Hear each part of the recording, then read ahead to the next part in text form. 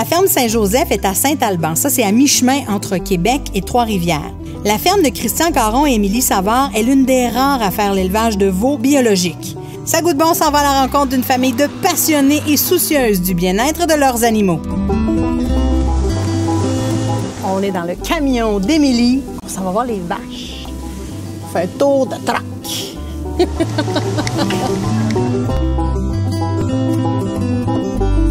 On les voit, là.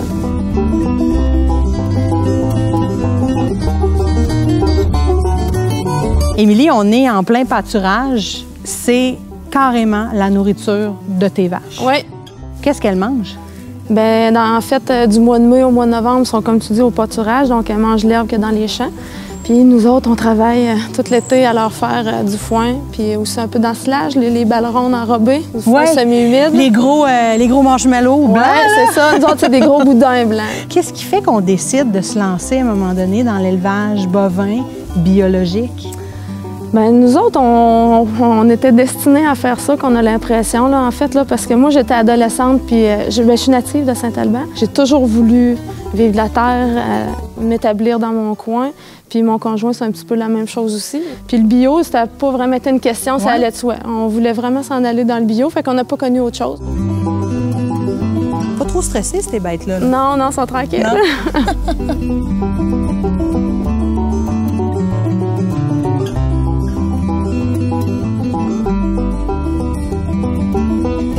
Tu élèves des vaches biologiques avec les veaux aussi. Tu fais du veau biologique. Oui. Dans le fond, on a un troupeau vache-veau. On a environ 55 vaches, donc une cinquantaine de veaux par année aussi. Puis on engraisse les veaux, en fait. Là, quand on sauve les veaux vers l'âge de 9 mois, on les engraisse peut-être jusqu'à 14-15 mois. Fait qu'on fait de la semi-finition à la ferme. OK, c'est ça qui est considéré la semi-finition? Ben oui, c'est de la petite semi-finition. C'est sûr qu'on pourrait les rendre plus gros. Nous, on fait des carcasses d'à peu près 450 livres carcasses. Fait que ça veut dire que c'est debout, c'est des veaux vivants, là, mettons, de 900 livres. Fait que ça commence à des bonnes... C'est des bonnes bêtes, mais c'est pas... C'est pas du bœuf encore, c'est du jeune bœuf. On appelle ça du baby beef, tu sais, entre du veau et du bœuf. Donc, tu me dis qu'ils sont nourris donc en pâturage. À l'herbe. À l'herbe. Le foin aussi. Donc, c'est pas des veaux de lait, c'est pas des veaux de grain. C'est pas des veaux de grain, non. Parce qu'on donne un petit peu de grain, mais tu sais, c'est vraiment là, en très, très petite quantité. Un coup que l'abattage est fait, les carcasses reviennent non pas à la ferme, mais à la coopérative de la boucherie du Chemin du Roi. Oui, c'est ça. C'est une petite coopérative qu'on a démarrée il y a 5 ans. On n'avait pas d'endroit dans Port-Neuf pour faire transformer nos viandes. Fait qu'on s'est dit, on va se faire un atelier de transformation des viandes. Puis en même temps, ça va permettre aux producteurs d'avoir la chance de pouvoir faire leur mise en marché aussi. Puis aussi, on fait toute la transformation, là, saucisse, sauce asperges, gratin. Ben oui, bien qu'est-ce que vous offrez comme coupe de vos dans le fond, on offre toutes les coupes standards qu'on retrouve, côtelettes, escalope, surlonge, faux filet, etc. Mais aussi, on s'est développé, mettons, 4 sortes de saucisses, notre sauce à spaghetti, notre smoke meat, etc. Tes recettes à toi puis Christian? Ben non, pas mes recettes à moi, Patricia, on n'est pas bon dans tout. Vincent Goulet, qui est chef de rang, il peut nous développer des recettes de saucisses. C'est beaucoup lui, souvent, qui travaille sur les recettes des producteurs à la boucherie. Tu as des points de vente aussi où tu te déplaces littéralement, comme en plein centre-ville de Québec, pour apporter ton produit aux clients. Oui. Dans le fond, on est associé avec des producteurs maraîchers biologiques qui vont distribuer leur panier de légumes là, de juin à octobre.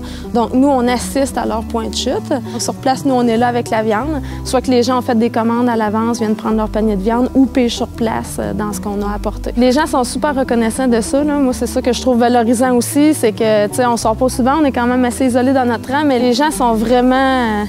sont tous sympathiques, tu sais, jamais qu'on va se faire dire « Ah, c'est cher » ou, tu sais, les gens là, sont super contents de nous voir. C'est sûr que c'est un privilège, puis parlons-en du fait que tu abordes le fait que la viande est de plus en plus chère. Mais là, on a la raison là, pour changer nos habitudes de consommation. Oui, parce que la viande conventionnelle est rendue chère à l'épicerie. Donc moi, c'est sûr que j'encourage les gens à s'alimenter directement du producteur parce que c'est ça qui arrive, ça nous fait mauvaise presse dans les magasins souvent parce qu'ils mettent la viande biologique vraiment plus chère, mais je suis certaine qu'ils ne l'achètent même pas plus cher que la viande conventionnelle. Donc quand on s'alimente directement d'un producteur biologique, bien, dans le fond, le prix, il revient pratiquement au prix de la viande conventionnelle. Qu'est-ce que ça goûte, la ferme Saint-Joseph? La ferme Saint-Joseph, c'est ça goûte le bonheur parce que nous autres, on est très heureux dans notre métier. Puis à tous les jours, on est fatigué, mais on est heureux de faire ce qu'on fait. Puis nos animaux, c'est sûr qu'ils se sentent. On a des bêtes super tranquilles, super calmes. Fait que moi, je pense que ça peut pas goûter autrement que très bon à la ferme Saint-Joseph. Ça, c'est sûr que tu n'as pas besoin de me convaincre, moi. Si je suis ici, c'est parce que ça goûte bon.